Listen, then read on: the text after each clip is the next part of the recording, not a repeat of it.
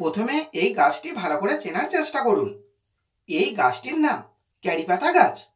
রান্নার স্বাদ বাড়ানোর পাশাপাশি ক্যারি পাতার ঔষধি উপকারিতা কিছু কম নয়।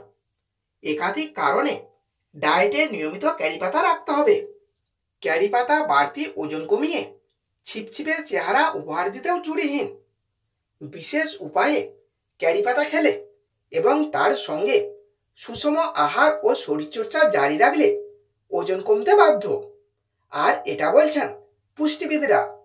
বিশেষ উপায়ে ক্যারি পাতা খেলে এবং তার সঙ্গে সুষম আহার ও শরীরচর্চা জারি রাখলে ওজন কমতে বাধ্য।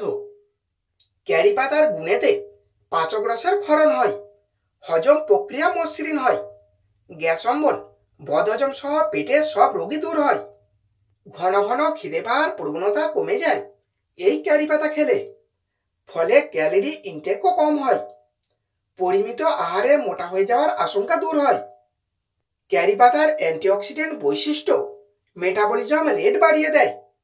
মেটাবলিজম বাড়লে ওজন কমার প্রক্রিয়া শুরু হয়।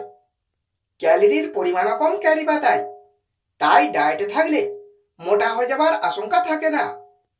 প্রথমে কিছু ক্যারি পাতা তুলে নিয়ে ভালো করে পরিষ্কার করে ধুয়ে নিন।